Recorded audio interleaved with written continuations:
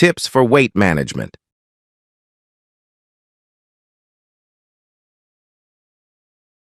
Part 5. Seeking professional support.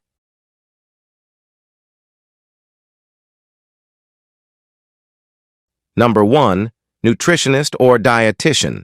Consider consulting with a registered dietitian or nutritionist who can provide personalized guidance and meal planning tailored to your individual needs and preferences. Number 2. Personal trainer.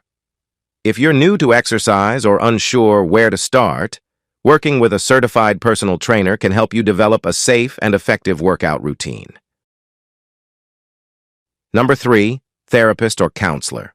If emotional or psychological factors are contributing to your weight management struggles, therapy or counseling can provide valuable support and coping strategies.